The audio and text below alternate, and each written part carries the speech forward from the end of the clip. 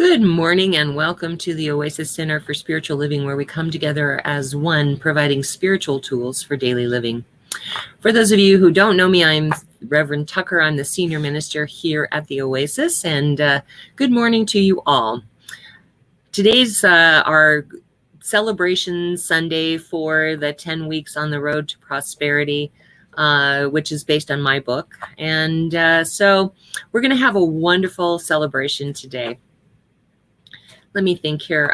Let's see. If you're here, please say hello, good morning, hi, however you'd like to greet us. When we're in a facility, it's really easy for me to look out and see who's here, but I don't have that capability with this software. So I really appreciate anybody that reaches out and says hello or hi or good morning or whatever, greets us, lets us know who's here. Also, if you would like to do a watch party, there's a watch party button that will allow you to watch with all of your friends. And it's a great way to introduce people who don't know about us to what we teach. And also you get to talk amongst yourselves and you don't disturb anybody, kind of nice in a lot of ways. All right, so I think that's it. I've got the topic. Oh, my team. I have to introduce my team. Oh my gosh. Well, God's team. I get to manage them. First off is Faith. Faith is my assistant, my lovely assistant. And she has actually been my assistant since she was a baby. She used to come and help me do announcements on the pulpit. I'd sit her on the pulpit and we'd do announcements together. And when she got old enough, she would crawl down the aisle and come up to me. And then she ran down the aisle and came up to me. And now she's 17 and my official assistant. And so behind the scenes, what's happening is if you're commenting, she's commenting back because she knows me almost better than I know myself. I do review the comments later to see if I need to add anything, but for the most part, she's pretty accurate. She's also our soloist at the moment, so thank you so much. We really appreciate you, Faith. And then there's my partner in crime, the great and powerful Oz. He's been with me since the 90s and was my board president for many, many years and moved away to Florida. And we lost him for a little while, but he's back with us. And he's our practitioner on duty today. So he'll be praying us in and praying us out, and he'll be available for our 1-minute miracle afterwards. So thank you, Oz, for being here. Oh, I'm so glad you're back. Oh, it's been a year, but I still am so grateful. Oh, thank you for being here. All right, I'd like to invite you to close your eyes if that feels comfortable. Allow the service to uplift and inspire you as we move, into our centering song.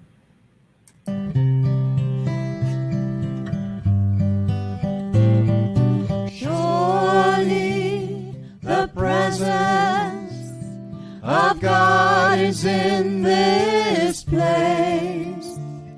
I can feel the mighty power and the grace. I can feel the rush of angels' wings. I see glory on each face. Surely the presence of God is in this place.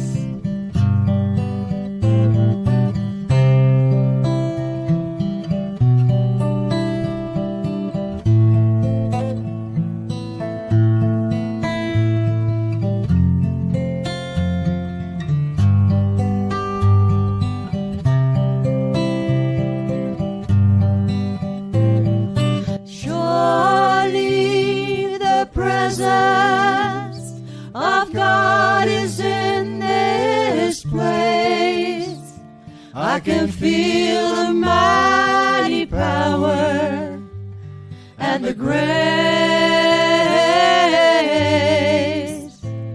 I can feel the rush of angels' wings. I see glory on each face. Surely the presence of God is in this place.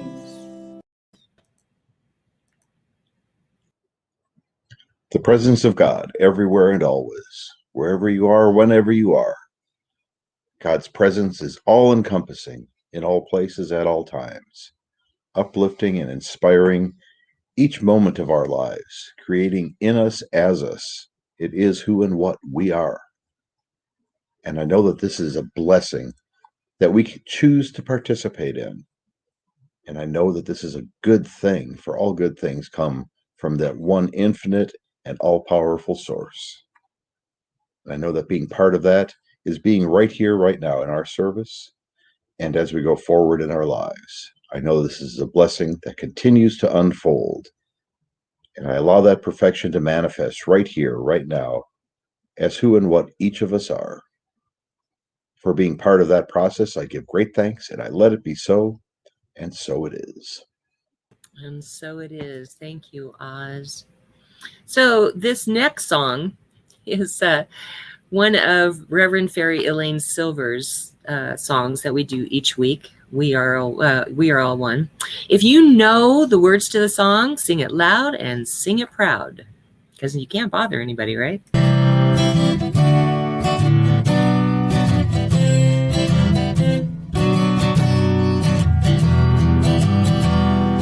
We are all one. We are all one. We are all one in it.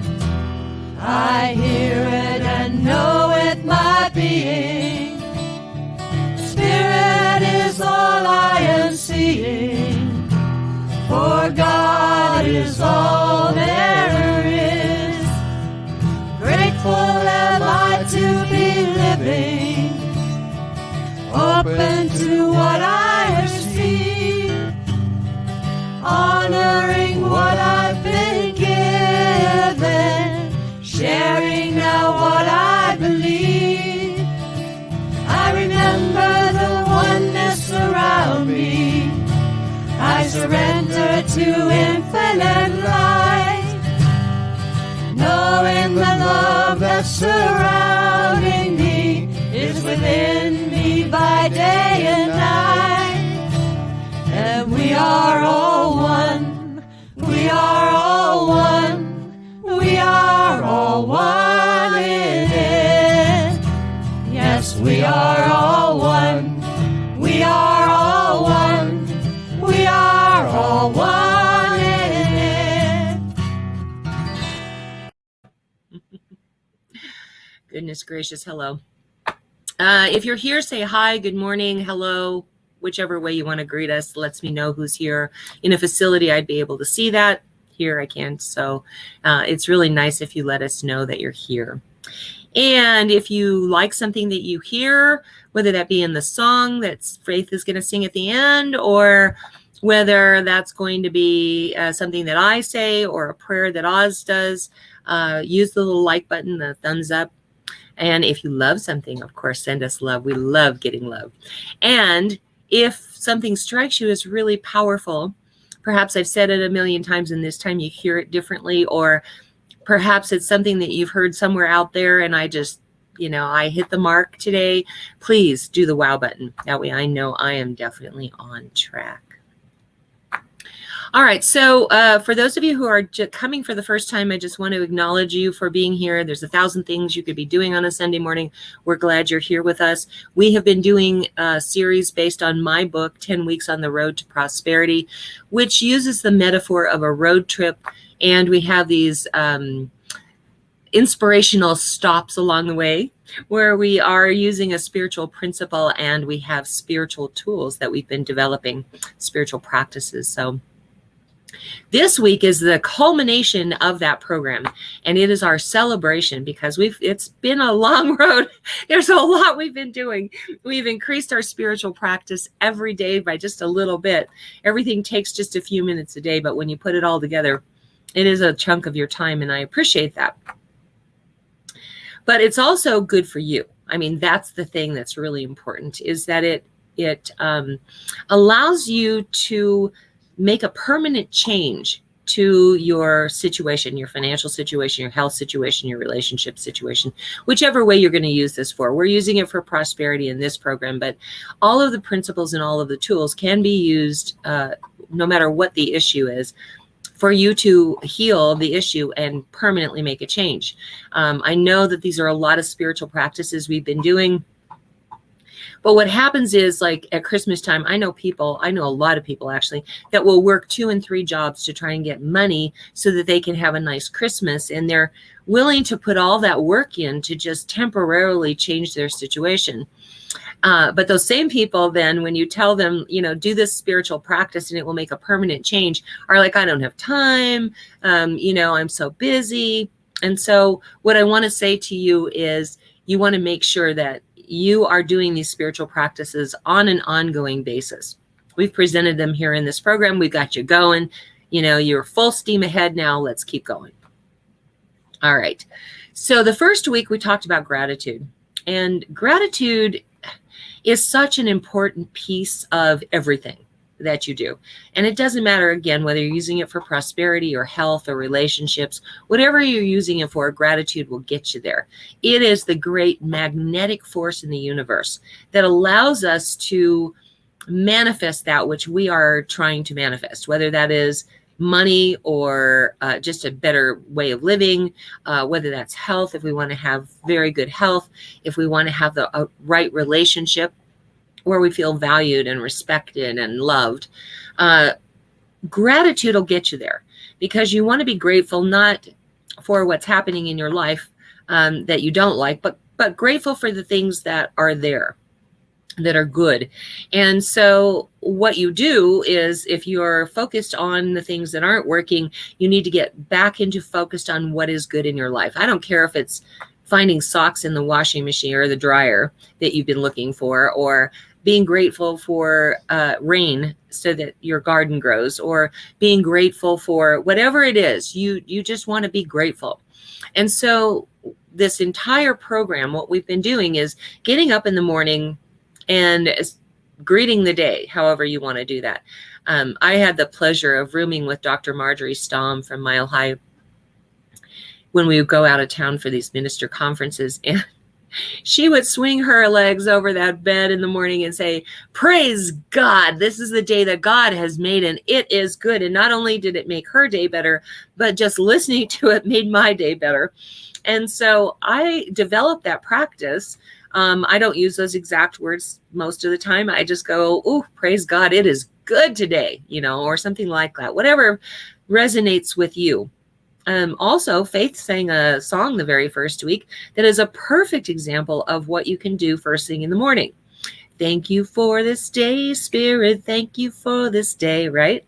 That's one of Karen Drucker's songs. And you can buy it from her website. So if you need to do that, or you can look it up on YouTube, you can actually play it on YouTube. But I like to support those that support us. So I always recommend that you go to the website and actually purchase the song, or you can purchase the whole CD, whatever. But that's a great way to start the day. You get that meme stuck in your head. Have you ever had that, where you get a song and it starts playing and playing over and over again in your head? Well, in this case, that is a really good thing, because it really starts your day out with perfect gratitude. And like I said, it's the magnetic force in the universe, gratitude is, because think about the last time you did something for somebody and they were like, "Oh, yeah, thanks," or not even say thank you at all. "That wasn't exactly what I wanted. I would rather have this." Are you apt to go out there and purchase something else for them, or give them something else? No. Or do something for them? No, of course not. And that's the way the universe works. Not that God is a person who, has these preferences and, judgments or whatever. We believe in a divine intelligence in the universe that guides and leads us. So we don't believe in that person. But what happens is, if you aren't being grateful for that which you have, then it's like, well, okay, if this person isn't going to like what we do, the universe, I'm speaking as the universe, if this person doesn't like what we do, then we just won't give them anymore, And when you're in gratitude, it's like, "Oh, let me give you some more. Let me give you some more. Let me give you some more." So it works on a personal level as well as on a universal level. So in the very beginning, what we did was we did an inventory of where we are with our income and expenses. And I gave you a worksheet that had the first 3 picked out for you. The first one was tithing 10% to your spiritual source, where you are spiritually fed. And so we take 10% off the top to give back to your spiritual source. I hope you're spiritually fed here, but if there's a different church that you feel spiritually fed at, contribute there. I just want you to initiate that flow of good in your life. And so by giving back to your spiritual source, that's what you're doing. And so we did this, and then we gave 10% to ourselves, because I don't know about you, but in my life, before I found all these principles, I would pay all of the bills, and there would never be any money left over for me. I would just, write all the checks for the expenses. And what I realized is, I'd say, well, when I have this amount of money, I will do that for myself. Yeah. And that day never came, right? When I started doing the spiritual practice of gratitude in particular, but all the other ones that we're going to talk about, when I started doing all of that, it was interesting to see that I would have money left over for me, or not left over. I would pick me first. I'd pick God first, me second, and bills third. And when I first started doing tithing, I didn't know that much about tithing. I went to a church and they said tithe, and I was like, oh, I'll give $20 because that's what I can afford. And it's 10% just seemed like this huge obstacle that I couldn't get to. And so like I said, I was giving 20, and I walked into Cokesbury one time, bookstore, to see, I wanted some programs for a Christmas service at one of the churches I was working at the time. And I walked in and I saw these envelopes that were like, I'm stepping up to tithing, here's 1%. I'm stepping up to tithing, here's 2%. And I thought, what a great way to teach people tithing, because you're not going to miss that 1%. So each week we've been increasing it, and we've given 1% to our spiritual source, we've given 1% to ourselves, and we've given 1% to paying off bills, or debt reconciliation, however you want to put it. And what's interesting is that if you've been going through this process and you've actually been doing the tithing step up, you will notice that you have as much money as you always had to pay your expenses. But this way, you're actually building money for yourself, money for paying off those debts, or, and in the process, you're creating the law of circulation is now in effect for you, because that's what you're doing. So the first week was all about that. And then we had you fill out the rest of your expenses, and we knew that you were going to be in a deficit. We knew that that was going to be the case right off the bat. And so we weren't worried about that, because we just wanted, when you go on a trip and you put in the GPS where you're going, you also have to put in where you are, right? And so this inventory was a way of seeing where we are today, and then knowing where we want to be, in 10 weeks. That gave us a goal that we could reach for. So that's why we did the inventory. And then week 2, that was our mental imagery stop. And that's where we created our spiritual bank account. Now, where this comes from, it's really funny. Probably 30 years ago, maybe longer than that, before I was even in the School of Ministry, we were watching this infomercial for your mental discipline bank account. I think it was what the name of the program was called, where you gave yourself money in this fake account for everything that you did that you didn't like doing. It was a way of teaching yourself to do the things that you may not like doing, because they were good for you in your success plan. And so, we were really creative. We didn't like picking up the dog poop. We love having dogs, but nobody likes to deal with that. And so we were like, okay, instead of us going out there and doing it like once a week and like dredging it, what we started doing was doing it every day. And when we first started out, we were giving ourselves $100 for picking up every pile. And then eventually we got to where we said, well, we should really get more money than this for picking up a pile. So on a daily basis, we would go out and we would give ourselves $100 for each, Lincoln log that we picked up. And so, our bank account started to grow. And when I got into the School of Ministry, I thought, God, that's a great way to teach people to do spiritual practices. So here we are. I wrote a book in 2001. And I had it edited by the late Dr. Margaret Stannard, who was she had taken all the classes except for one to become an MD, and decided she didn't want to be a doctor. She wanted to be a speech pathologist, so she went to school for that. And she was one of maybe 5 or 6 people in the world that had the training that she had. And so she was called to consult in all kinds of countries and everything. And so anyway, she edited my book. She's a published author, or was a published author, and taught in the School of Ministry. And so I trusted her judgment. And so she edited my book for me in, I think it was 2008 or 2009. She edited it, and then unfortunately she succumbed to, she had been dealing with, she was cancering since she was 11 years old. She was in her 50s, and she finally succumbed to the cancer. So she didn't get to do the final edit. But in 2011, I had someone in my congregation who bound the book for us, and then we sold it in the bookstore, and I started doing this series. And everybody loves this series. I mean, I know if you're new here and you've just popped in like, oh, I don't want to talk about money to the church. I get it. I was in the same place when I first went to church. But anyway, so we're doing this spiritual bank account. And we're adding money for every one of the practices we've been doing.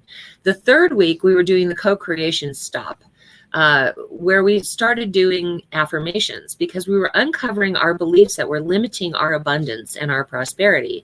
And if you're working on health issues, it would be beliefs that are keeping you from your perfect health. If you're working on relationships, it is what's keeping you from the perfect relationship. In the meantime, as we're uncovering these beliefs, we're looking at, do we want to change them? Do we want to keep them? Do we want to eliminate them? And we're writing affirmations to counter them.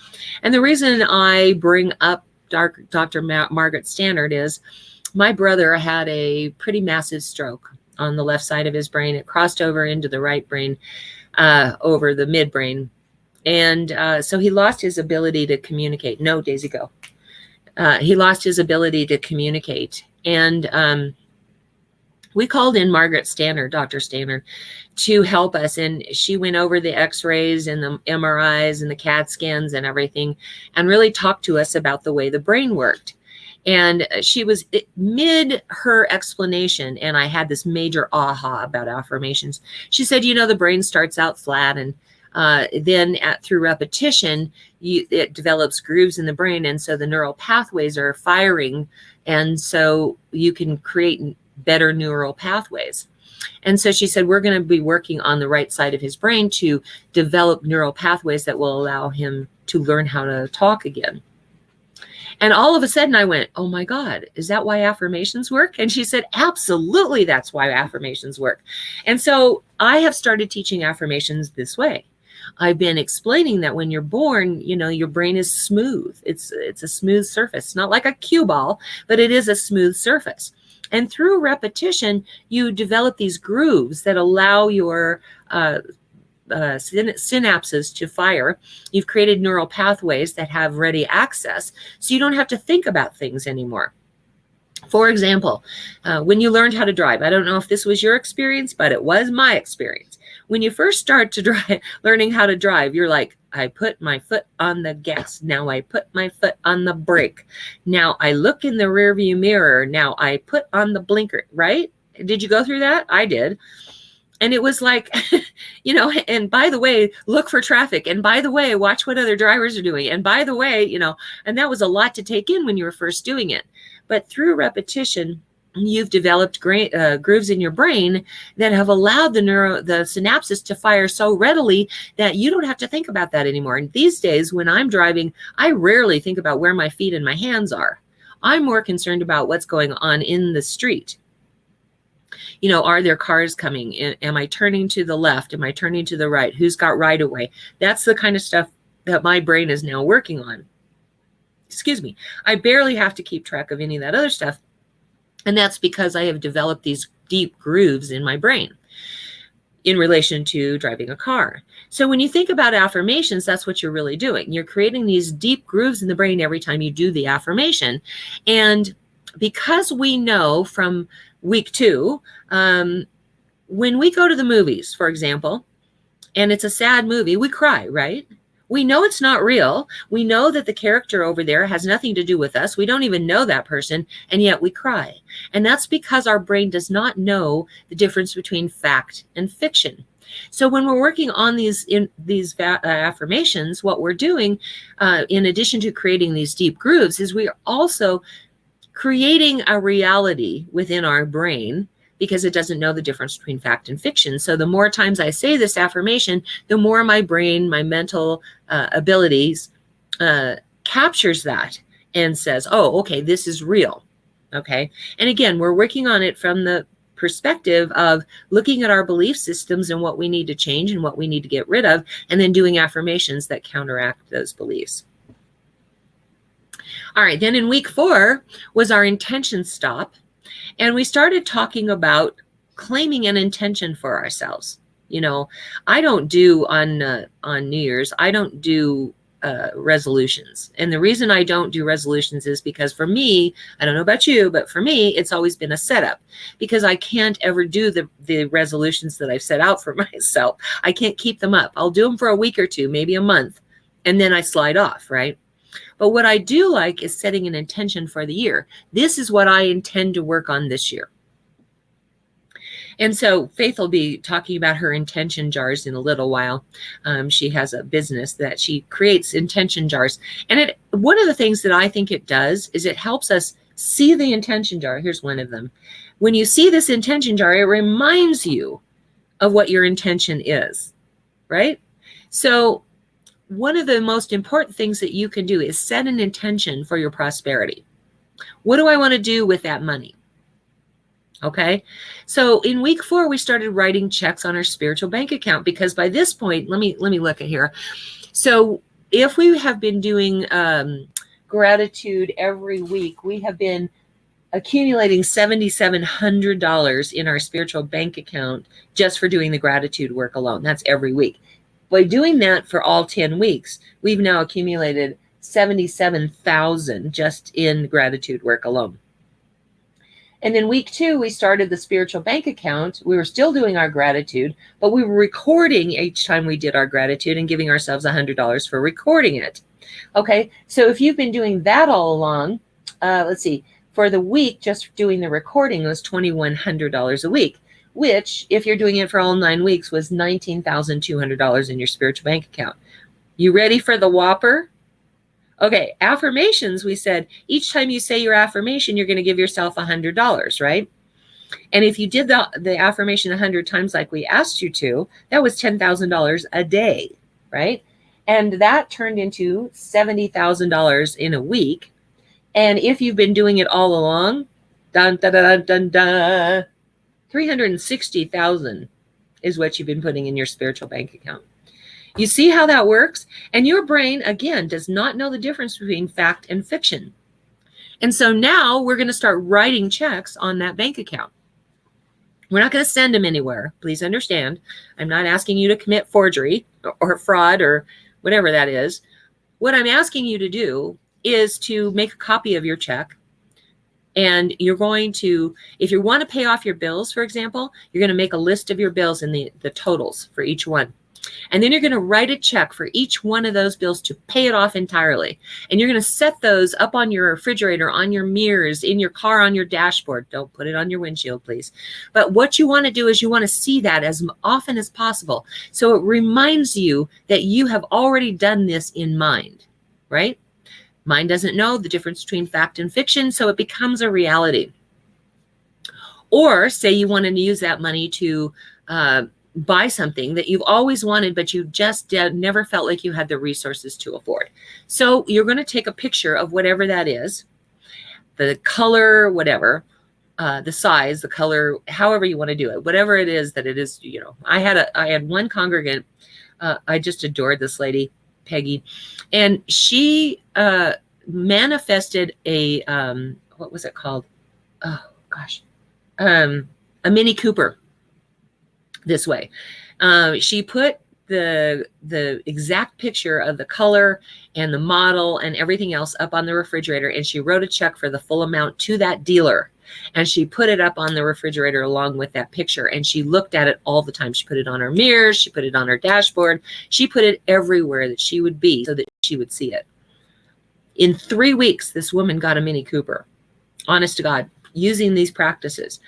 And it didn't turn out that she got it from the dealer, which we don't really care about. What we care about is that she manifested it. But what happened was somebody needed to get rid of their Mini Cooper really quickly. And so she got it for like a quarter of the price she would have paid the dealer. But she did it within 3 weeks of starting this process, which I think is so wonderful. And that's the way this works. So you want to make sure that you are doing that. And then each time you write a check, you're putting money into your spiritual bank account. For that, you are getting at least $5,400 for this entire program if you've been doing it every day. You are going to write those checks every day, you see? And each time you write a check, $100 goes into your spiritual bank account. Each time that you look at them, you put $100 in your spiritual bank account. You see what I'm saying? Like, it adds up. It all adds up. Then in week 5, we talked about choices and the choice-making process based on our values. Now, I was introduced to values the first time by our organization was having a challenge, and we were trying to reorganize. And we hired this consulting firm who came in and sent out these values worksheets. There was like 100 values for you to choose from. And they sent it out to the ministers, the practitioners, the board members, the staff, the lay people in the churches. They sent it out to everybody. And they asked people to choose 10 values that were most important to them. And then they grouped it all by, when the results came in, they grouped it by, practitioners in one group, ministers in one group, board members in another group, like that. And what was interesting is they found, no wonder you're having trouble. You have a vehicle, but you have no driver. You have no navigator. You don't have a destination that's shared, right? Everybody had different ideas about what our values should be. And so what they did is they took the top 10 answers and said, okay, these will be our shared values for our organization. And we reorganized the organization based on those top 10 values, those shared values. And everything we did was measured against that. And so then the second time that I became aware of how important values are, because we did that in our church. We did it along with everybody else. We did the values works in our, I think it was like when we were still in the hotel, we did it. And we got a sense of what our shared values were. And over time, as we brought in new members, we would ask them to fill out the values worksheet. And most of the time, they were pretty similar to what the shared values we already had were. And what's interesting about that is, yes, I know, I draw in like-minded people to me as the minister of the church. I get that. But what was really interesting is it really gave us a sense of what the community's shared values really are. Because as new people came in, like I said, they basically had the same values. There was a little changes, shifts here and there. But the second time I got exposed to the power of values was I enrolled in this PhD program online, which obviously I didn't finish. They couldn't provide me product anymore, and I couldn't fly out to West Hollywood all the time to attend classes. So I had to drop out. But one of the classes that I attended there in the West Hollywood campus was about the master values. And it was all about our choices and how we use values in our choice, in our decision-making process. And we were asked to fill out what our top 10 values were. We did those. And then we were challenged with, so what is it that you see as a goal for yourself? And we're like, one person would say this and another person would say that. And it was interesting that nobody put prosperity on those values. And it was so interesting to watch. And so our instructor said, okay, so what would happen if you put prosperity, as an example, as your top priority? So he asked everybody to reorganize the values. If prosperity wasn't even on your top 10, you were supposed to put that one at top and remove one of the others. And it doesn't mean that that's permanent forever and ever, amen. It doesn't mean that those other values are not important to you. What it means is that you are working on that, the first thing, that's what you're working on right here, right now. And then we were supposed to look at our choices during that week to see how it related to that reorganization of values. And what was fascinating is that everybody had changes in their life based on what they put as their top value. Now, so I said, oh, wow, that's a great way to teach prosperity. Because if you organize your values so that prosperity is the top one, and you're working on prosperity, then you've already made choices during that time. You have made choices that respond to that value, right? And the third time I had, well, anyway, I'm not going to talk about that because I'm running out of time here. So what we did here in this program is we had everybody reorganize your values. If you're working on health, you were putting health as your first value. If you were working on relationships, love or relationships or family or whatever it was you were working on was your top value. If you were working on prosperity through this program, then you put prosperity as your first value. And then you watched as the week went on what your choices were and how you made choices based on that, because you're supposed to measure every choice you make based on that value, right? And so we gave ourselves money in our spiritual bank account for each time that we made a different choice. We gave ourselves $100 for reorganizing our values. And then we gave ourselves $100 every time we made a choice and noticed that we made a choice. And if we had these major manifestations, we gave ourselves as much as you wanted to. But the point of all of that was to recognize what we value and what we don't value. Okay. And if we say we value prosperity, then we need to make choices that support that value. So each time we would have a choice, we would make that choice based on the value. Okay. Then in week 6 was our clarity stop, where we got very, very clear about what prosperity means to us. You wouldn't go into a restaurant and say you don't like onions, for example. You wouldn't go into a restaurant and say to the waitress, just bring me food. I don't care what you bring me. Just bring me anything because I'm hungry. You wouldn't do that, right? You would order something specific for you, right? Because if you did say, just bring me anything you want, she might bring you a plate of onions and you don't like onions. So there you sit with what you asked for. And yet we do that with our spiritual path. We're afraid to say, I want this amount of money, or we're afraid to say, I want prosperity. It's not spiritual, is what we judge ourselves for. Let me tell you, God is what we're made of, and God is prosperous. And so we are prosperous. It's our nature to be prosperous. We deserve it, not because we've earned it, but because we were born, because we were created in God's image. We are worthy because God is what we're made of. And because of that, right? Because God made us out of itself in its image and likeness. All right. So if God is what we're made of, then we just need to get clear on what prosperity looks like to us. Every person will have a different definition of prosperity. And so we focus our attention on getting clear about what does it feel like? What does it smell like? What does it taste like? What does it sound like? What is prosperity to us?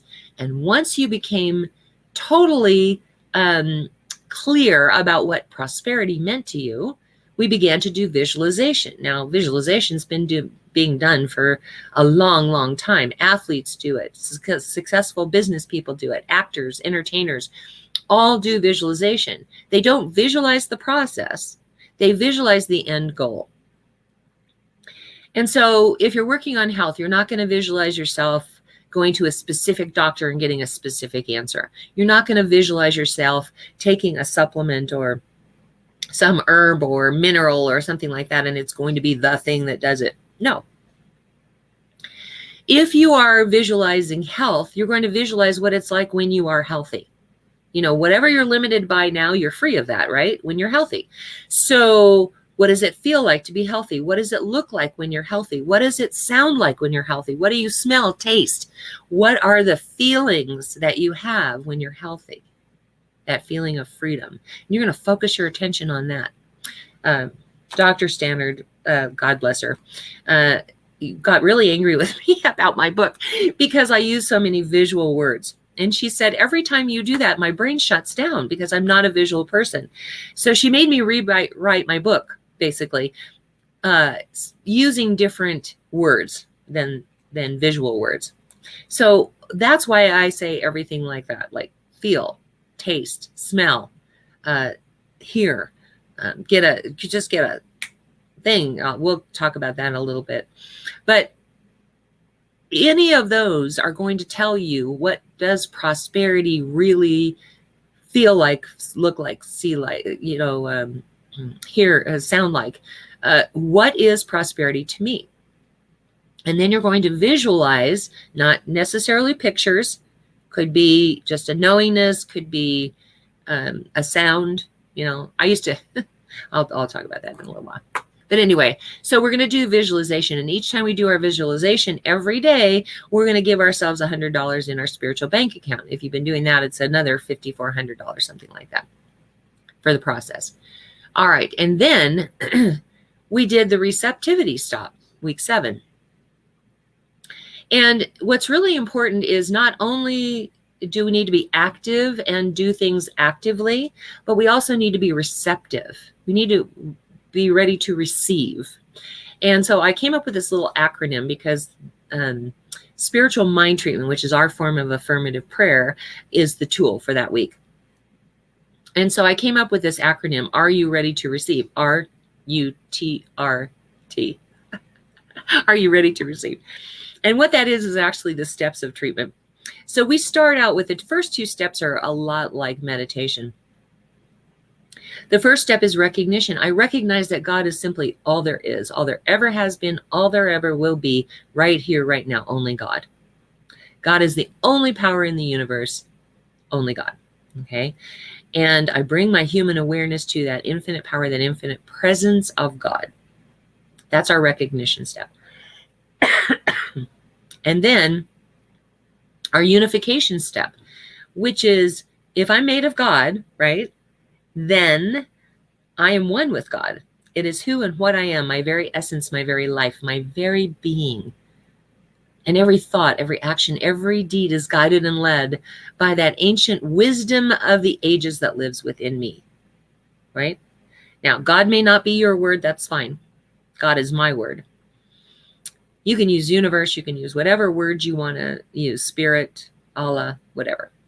But God is my word. So I say that infinite power, that infinite presence of God is what guides and leads me. And I am connected to it, by it, through it, as it. Doesn't mean that I am all of God, but it means that all I am is God. Okay? And then the next step is realization, which is more like an affirmation. But we do it in the sense of it's already happened. So I say, I now claim my good. I now am prosperous. I now have X number of dollars coming in. I am now healthy. I am, I walk, talk, breathe, every function of my body is perfect in every way. My body conforms to the blueprint of perfect health, right? That's your realization step. If you're working on relationships, love is who and what I am. Therefore, love fills my heart. I feel it in my heart. I see it in the eyes of my beloved. You're going to use all of those words to try and get to that place where you know that you have the perfect relationship, that you feel valued, that you feel respected, that you feel loved, right? In prosperity, you are definitely going to say, I already have. My favorite one, actually, to be perfectly honest with you, I'm comfortable with $5,000 a month because I was making $5,000 a month as an IT person. So for me, $5,000 a month is easy, and I want to go just above my comfort zone just a little bit. And so my perfect affirmation is, I now surely, effortlessly, easily and effortlessly attain and maintain an income of $10,000 a month or more. That's mine. And then, change it to whatever, if you're comfortable making $1,500 a month and you want to increase it, like say 3,000. If you're comfortable at 100,000, you can increase it to 200,000. Wherever your comfort zone is, you want to step just a little bit above that. And that's the realization step. And then, of course, gratitude. Back to the gratitude. The Thanksgiving step is really important. As you know, Jesus always started out his prayers with, "Thank you, God, that thou hearest me now." Okay. And that's because it is so important to express the gratitude for that which you have received and that which is on its way to you. Just plain old gratitude. So that Thanksgiving step is not, "Thank you for this abundance. Thank you for this health. Thank you for this relationship." You're not going back and picking up the issue. What you are in fact doing is, "Thank you, God, that this is done. My heart fills with gratitude to know it is done." Okay. And then we move on to the release, which is so important. My mentor, minister, and good friend, Dr. Fred Vogt, used to say, when we plant a seed in the garden, we don't go out there every 5 minutes and dig it up to see if it's working. And yet, with our treatments, we do. It's called spiritual mind treatment because you're treating your consciousness to be in alignment with the way God vibrates, the frequency of God. And so when we do treatment, that's what we do. It's been 5 minutes. Where's my manifestation? How come my manifestation hasn't happened? Oh my gosh, I don't think it's working. Maybe it's not working, right? But we wouldn't do that if we had planted a seed in the garden, and it's the same process. So release is really important. And so you totally release it. And those words are just, "and so it is." Okay? I let go and I let God, and so it is. However you need to say it to have the perfect release. Doesn't mean, like, if it comes back, you will treat again. But every time you think of it, nope, it's done. Nope, it's done. And you're going to do a treatment if it comes back too strong to be able to dismiss it. But you really need to release it and know that the process works, that the universe is fulfilling your every wish. It's like a genie without the consequences, And so I let go and I let God, and I just let this be, and so it is. Amen. You can add amen if you want to. I've been told several times by people, you don't need "and so it is" and amen. But I know that there are people here that watch this that need that amen at the end, because that's how they were taught to end their prayers, is amen. So I do it for me and I do it for them. And so it is, amen. All right. Week 8 was the connection stop, where we really focused on meditation. We've made meditation this huge deal, and it's really not a huge deal. Meditation is something that can be done in the grocery store while you're standing in line. We don't recommend that you do it while you're driving, but almost anything else that you do, you can do meditation. So I gave you some examples of meditation. And if you were a beginner, and if you're here and you're a beginner, you can do a real simple one. I teach all my beginning students this one. And my beginning students just love it because it really does help to train your mind, and it's something simple to do. You sit on the floor, you have a candle that's lit in front of you. You stare at that flame without blinking. Well, try not to blink. I mean, you can't not blink, but you try to blink as little as possible. You stare at that flame for an entire minute. After the minute, you set a timer. After the minute is over, you put your hands over your eyes. You're not going to be pressing down hard. You just want to cover it and just a little bit of pressure. And what will begin to happen is right here, you'll begin to see this little flame. And what happens is you want to try and keep that flame where it is, because it's going to want to do this. And you're going to try it. You're going to focus on keeping that flame right where it is. And it trains your mind to focus on something. Now you're going to start out with a minute, maybe less. Everybody is different. Some people are able to do a full minute. I usually teach my students, or I walk them through the exercise of 1 minute.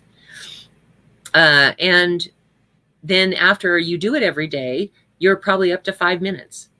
And with any meditation, I suggest you start out with 5 minutes, go 10 minutes, 15 minutes, then finally 20 minutes. If you're doing 20 minutes a day, you're on track.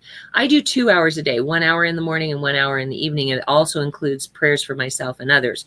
But, I'm not recommending that you do 2 hours a day. I'm a minister. This is my job, so I do it. But I love doing meditation, and there's almost nothing I would rather be doing than meditation. And it doesn't set me up for the day to not do anything else. It's really interesting because it seems like when I do meditation for that first hour in the morning, my day goes really smooth. I stay focused on what I need to focus on. I'm motivated to get things done because I have spent that time cultivating a relationship with God. Okay. Another one that's really good is focusing on the breath, especially at night. This one's really good. Deep breath in, count of 4.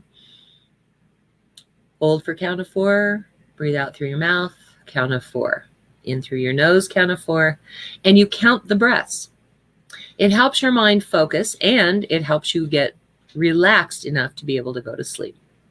So like I said, all of this is about cultivating that relationship with the spirit within, the God within you. Any other relationship, if you said to a friend, I don't have time for you, you think that friend would stick around? Or a boyfriend or a girlfriend or a wife or a husband? No, they wouldn't stick around. Like, if you don't have time for me, well, then fine. Psh, kick you to the curb, right? And again, God is not this person, this wise judge in the sky with a white beard and flowing white robes that prefers one person over another or is vindictive and says, well, if you're not going to give me time, I'm not going to have anything to do with you. It's not that. What it is time and attention. Cultivating that relationship so that when you're in the middle of a crisis, you can contact that right away. And you're cultivating a relationship with the God within you when you do meditation. So you were doing meditation 5, 10, 15, 20 minutes a day. And each time you did a meditation, you were recording that in your spiritual bank account. So you were giving yourself money for doing that. Then week 9, which was a couple weeks ago, we did a gift order. And like I said, I was going to tell you about this. It doesn't matter how you get your information. Each person is different. And my first experience of gift order was in a psychic abilities class where we were supposed to tune into someone else. And we were supposed to pay attention to how that information came to us. And that determined your top gift order. So there is kinesthetic, which is what I am. My top one is kinesthetic. I feel. That's how I get my information. And then the second one is prophetic, meaning I just get information. I don't know how I know the information. It's just there. Doesn't mean that you see things in the future. It just means you have like a prophetic insight. The third one is, for me, is visual. And so I don't always get pictures, but I can look around my environment and see what's going on as a third thing. Audient, not so much. I remember I was in so many meditations where they would say, listen for that still small voice within. And I'd be sitting there thinking, I don't hear anything. Is there something wrong with me? How come I don't hear it and everybody else does? And, people would share their experiences and they'd say, oh, yeah, that still small voice within said blah, blah, blah. And, I'm thinking, I don't hear anything. And when I do hear something, it's in my own voice. And so I'm not even really sure that that's an answer. So the important thing is that you honor where your gift order is. Like if you get pictures, great, wonderful. If you get images, that's just wonderful. Dr. Margaret Stannard didn't get those images and told me that several times, and it set her off. If you get that still small voice within, you get that message in an actual audience signal, then you're audient first. If you get a feeling first, like I do, you're a kinesthetic. And if you just get a knowingness about something that you just know that you know, and you don't know how you know, that's prophetic. So that means that's your first gift order. So why that's important is because when we're doing visioning, all of the steps pretty much have been active. Let's do something active. Even when you're, you're doing treatment, you are actively doing something. All of the things that we've been talking about this whole program have been active. And so in the visioning part of this, which is asking for God's vision, that's when we are in a receptive mode to receive that bigger picture. Because as human doings, we see about this much. That's all we see. Something that we've already had an experience, an experience of, my goodness, burp online. When we see this experience of something and we know what's coming next, you see what I'm saying? That's all we have. God sees a much bigger picture. And since God is within us, that bigger picture is available to us. But we have to ask for it.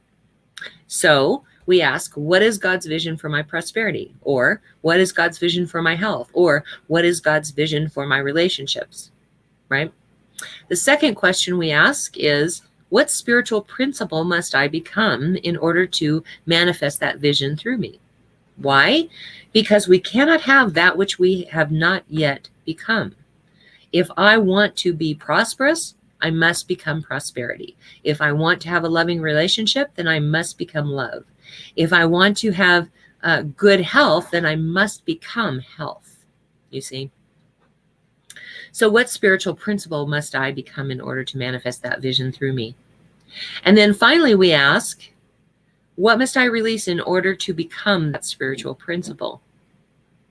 Usually that's some person or thing, something we've been holding against someone, or something we've been holding against a situation, or something we have believed. If I have a belief in lack and limitation, for example, I must release that in order to become prosperous, right? Okay. If I have believed that I don't deserve health, for example, I don't deserve to be healthy because I've done this. Maybe I drink too much, or I smoke too much, or I do drugs, or whatever it is. Because I've done that, I don't deserve to have health. Maybe that's what we're thinking. You must release that idea, that belief. If it's a relationship, all men are control freaks, or all women are highly emotional and can't be trusted. Those are the beliefs you need to work with. So you need to release those in order for you to become that spiritual principle through which God's vision can manifest. Does that make sense? Okay. So I'm not going to do the usual prayer at the end because I did the prayer in the middle of it. I claim for you every good thing that you have affirmed for yourself. I want to encourage you to continue to do this spiritual practice work. Now that you develop the practice, it's a lot easier. Continue to tithe. Each week you've been tithing a percentage. This week is 10%. Has anybody noticed that they don't? That, you're not missing the money that you have been contributing to yourself and to God? I never did. When I stepped up to tithing, it was amazing. I always had enough money to pay for everything at the end. And in fact, when I was tithing, I actually had more money than when I wasn't tithing. It was really interesting to watch.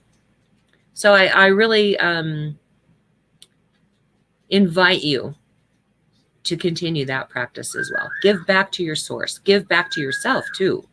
Don't forget to give back to yourself. And then use a 10% to clear up any debt that you might have, or to buy that thing for yourself. Spend money on yourself.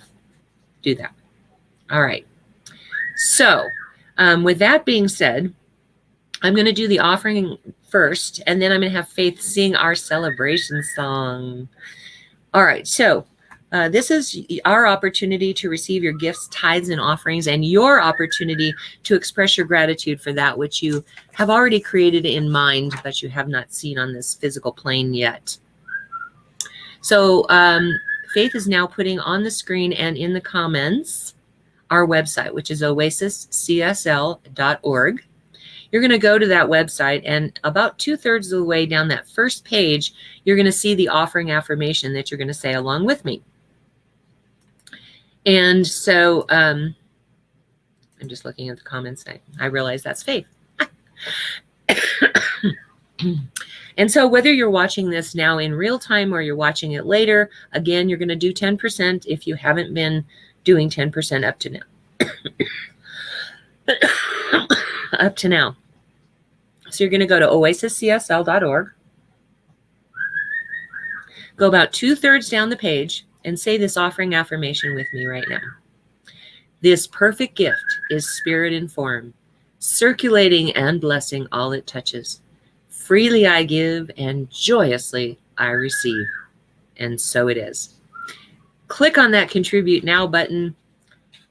Instigate the law of circulation in your life.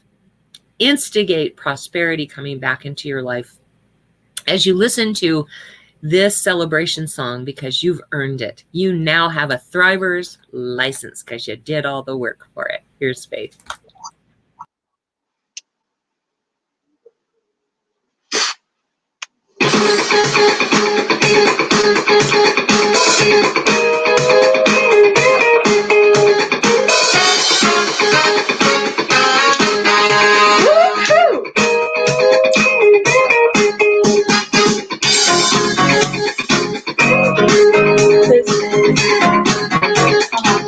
This is your celebration.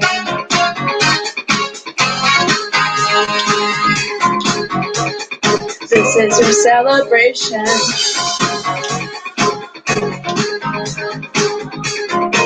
Let's celebrate. Celebration time. Come on. Let's celebrate.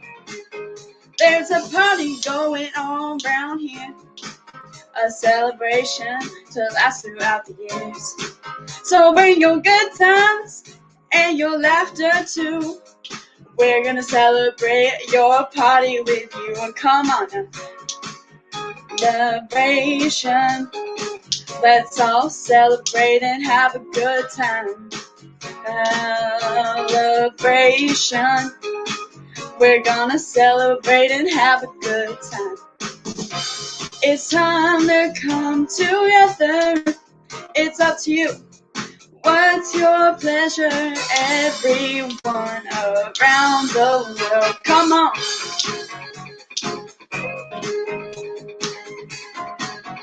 It's a celebration.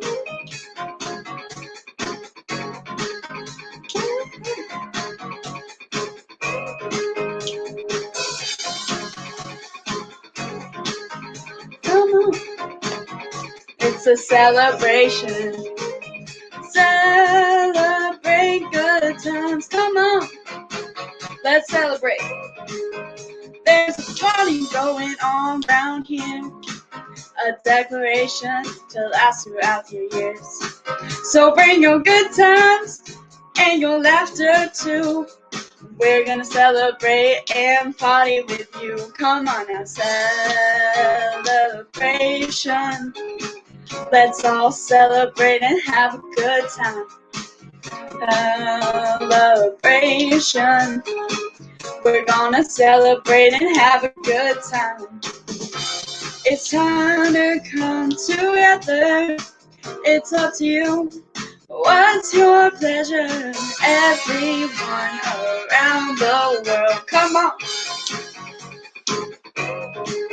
Celebration.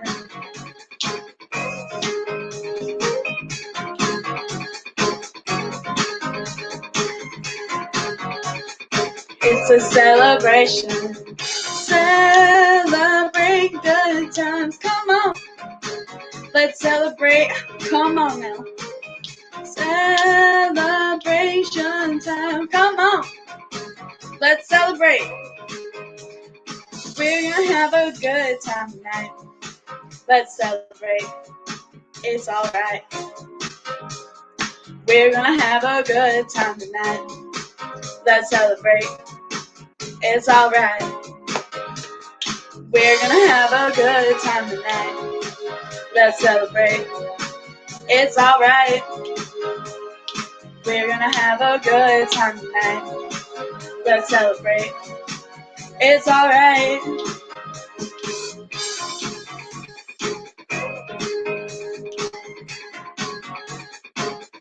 It's a celebration.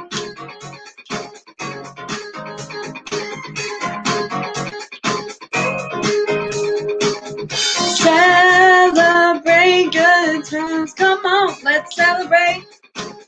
Oh, celebrate good times. Come on. It's It's a celebration. Celebrate good times. Come on, celebrate. Come on and celebrate. Celebrate good times. Come on. Let's celebrate. Come on and celebrate. Celebrate good times. Thank you, Faith. As long as you're here, you want to talk about Mystic, Sure. The Mystic Brew. the Mystic Brew? Yeah. So I do have a website. It's themysticbrew.com, as well as we do have Instagram and Facebook. We sell intention jars as well as bath salts. Intention jars are great as that physical reminder. So definitely check it out. And then Tucker does have an example as well. Yes, I do. I showed that earlier in the video, and that one was $15, right? Yes. Okay. Thank you so much, Faith. Thank you. All right. Faith has already put up all of these links to all of the stuff, but I want to just quickly go over it. I know we're running over.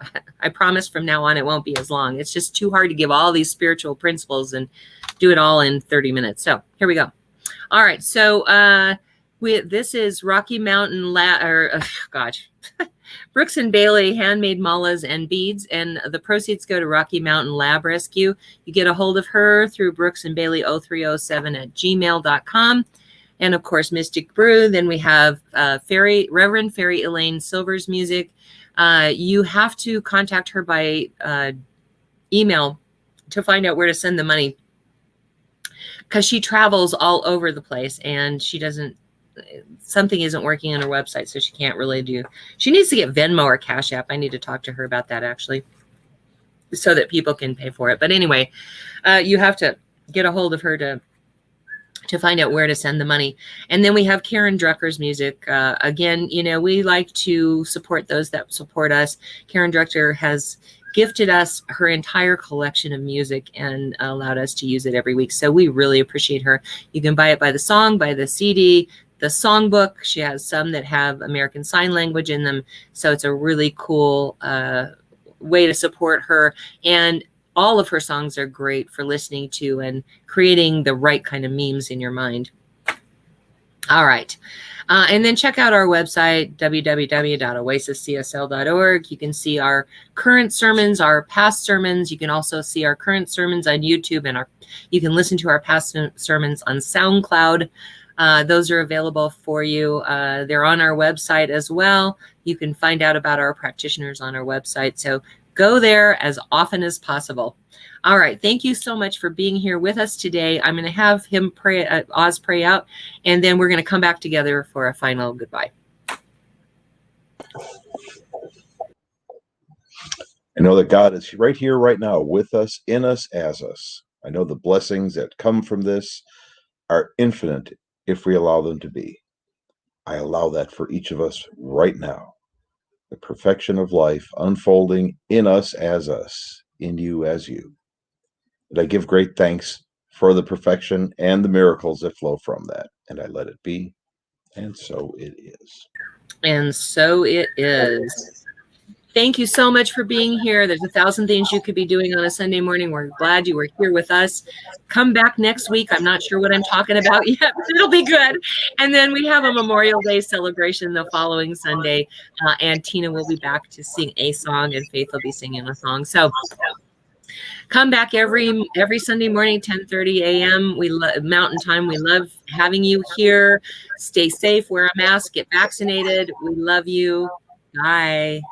Awesome.